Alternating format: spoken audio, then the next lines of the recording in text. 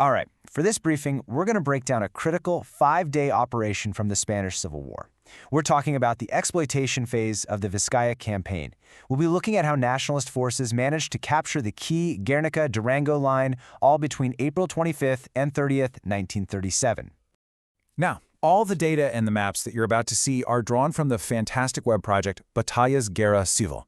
This was developed by Colonel F.J. Victor Rodrigo of the Spanish Army, and it gives us a really solid, rigorous foundation for studying the operational art that was on display during this phase of the campaign. So here's how we'll tackle this. First, we'll look at the situation on the ground, how the Basque front was completely shattered. Then, we'll dig into the Nationalist plan to exploit that breach. After that, we'll follow the day-by-day advance, see how the Basque command scrambled to respond, and finally, we'll zoom out to understand the bigger strategic factors that really sealed the deal here. Okay, let's set the stage. The initial Nationalist offensive had already done its job. By April 25th, the Basque front was decisively broken. Their command just wasn't able to pull together an effective containment line, which of course set the stage for a very rapid exploitation. This map right here shows you the immediate aftermath of the envelopment in the Elorrio-Elgueta sector. That blue line marks the new nationalist positions, and you can see it's a clear breach.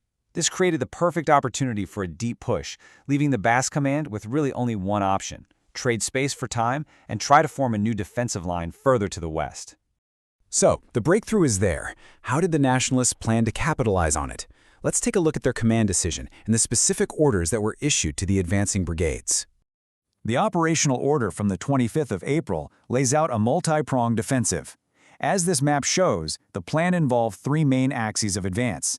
The idea was for them to converge and essentially roll up the remaining Basque defenses. And the main objectives? The strategic towns of Guernica and Durango. The plan had a very clear division of labor. The Flechas Negras Brigade got the coastal axis, pushing toward Guernica from the north. The IV Brigade took the center, advancing on 2 separate axes, but also set to converge on Guernica. And then the A Brigade was given the southern axis, with the objective of taking Durango. It was a classic plan, really, designed to keep pressure on across the entire front.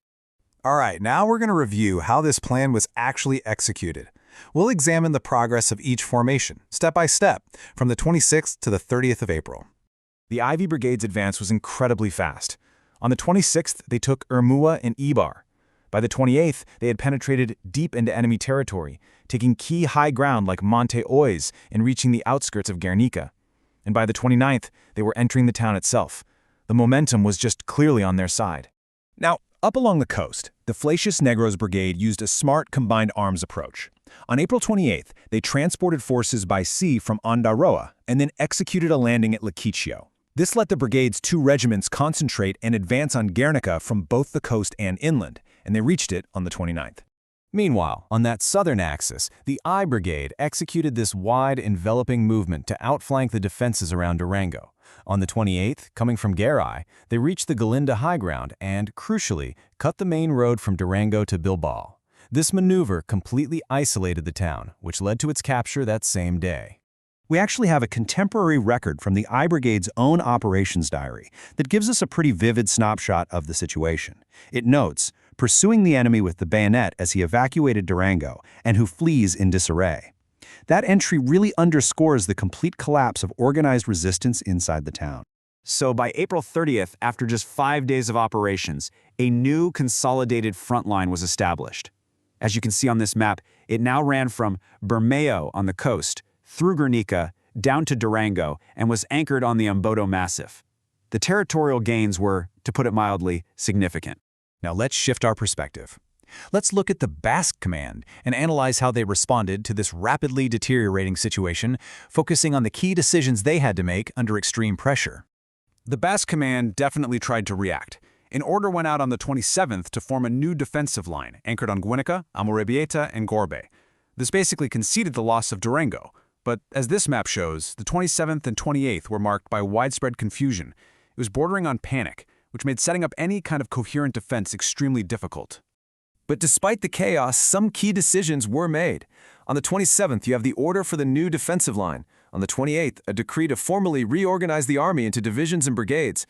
That was an attempt to improve command and control. And then, crucially, on the 29th, in a high-level meeting, the leadership rejected advice to pull back to the iron belt around Bilbao. Instead, they resolved to continue defending every inch of ground.